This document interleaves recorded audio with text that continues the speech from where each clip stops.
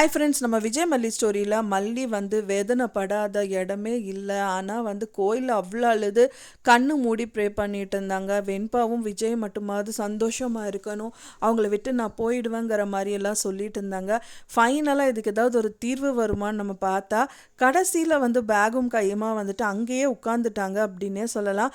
அது மட்டும் இல்லாமல் உனக்கு இதுதானே வேணும், அவள் வச்சுக்கோங்கிற மாதிரி வந்துட்டு அவங்க அப்பவும் உட்காந்து அழுதுகிட்டே இருக்காங்க. ஸோ இதுதான் நீ எதிர்பார்த்த இல்லை, ஸோ அது கிடச்சிருச்சு, உனக்கு நீ வாழ்க்கையை வாழவே கூடாது அப்படின்னு சொல்லி தான் என் தலையில் எழுதியிருக்கு அப்படிங்கிற மாதிரியெல்லாம் நிறைய விஷயங்கள் வந்து அவங்க நினச்சிட்டு இருக்காங்க. ஸோ புலம்பி தீக்குறாங்க அப்படின்னே சொல்லலாம். ஏன்னா மல்லி வந்துட்டு அழகாக வந்துட்டு பார்த்திங்கன்னா அவங்க வந்து மனசளவில் வந்து வேதனைப்பட்டுட்டு இருக்காங்க. அப்போ தான் வந்து வெண்பா ஓடி போகிறாங்க. அண்ட் தென் ரோட்டில் வந்து அவங்க ஒரு பக்கமாக, மல்லி ஒரு பக்கமாக, விஜய் ஒரு பக்கமாக போகிறாங்க. 3 பேரும் சேர்ந்த நிலமை இன்னும் ரொம்பவே கொடுமையான விஷயம்.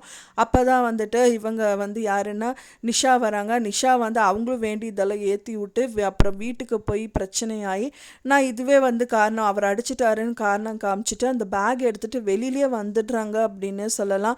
ஏன்னா இதுதான் நீங்கள் அடிச்சிட்டிங்கல்ல, உங்களுக்கு என்ன உரிமை இருக்குது, என்ன ஏன் அடிச்சிங்க, நான் திருப்பி அடித்தா 2 நிமிஷம் ஆகாது நான் அடிக்கிறதுக்குங்கிற மாதிரி சொல்லிவிட்டு அவங்க பேகும் கையுமா வந்துட்டு அவங்க சொன்ன கோயில், அழுத கோயிலுக்கே வந்து உட்கார்ந்துடுறாங்க அப்படின்னு சொல்லலாம். ஸோ இது பார்க்கறக்கு ரொம்பவே சோகமான நிலமையில் இருக்குது. இந்த நிலமை எப்போ தான் மாறும் அப்படின்னு தான் தெரியல. அதுக்கப்புறம் விஜய் அவரே அவரோட கையால் அடிச்சுக்கிறாங்க. வெண்பா பாப்பா சாரிம்மான்னு சொல்லிட்டு விஜய் மடியில் படுத்துட்டு அவங்க ஒரு பக்கம் அழுதுட்ருக்காங்க. அவர் லாக்கெட்டை வச்சு அழுதுட்ருக்காரு. ஸோ இந்த மாதிரி விஷயங்கள் எல்லாமே நடந்துட்டுருக்கு. இதுக்கான சொல்யூஷன் என்னதான் வருது அப்படின்னு தெரியல. ஸோ என்ன நடக்க போகுது அப்படின்னு நீங்கள் நினைக்கிறீங்க ஃப்ரெண்ட்ஸ் அப்படின்னு சொல்லிட்டு எனக்கு மறக்காமல் கமெண்டில் உங்களோட கருத்துக்களை எனக்கு ஷேர் பண்ணுங்கள் ஃப்ரெண்ட்ஸ். நான் சொன்ன இந்த தகவல் உங்களுக்கு பிடிச்சிருக்குன்னு நினைக்கிறேன். பிடிச்சிருந்தா மறக்காமல் லைக் பண்ணுங்கள், ஷேர் பண்ணுங்கள், கமெண்ட் பண்ணுங்கள், சப்ஸ்கிரைப் பண்ணுங்கள். மேலும் இன்னொரு மல்லி சீரியல் அப்டேட்டோட நெக்ஸ்ட் மீட் பண்ணுறேன். தேங்க்ஸ் ஃபார் வாட்சிங் மை வீடியோ ஃப்ரெண்ட்ஸ். நெக்ஸ்ட் வீடியோவில் பார்க்கலாம்.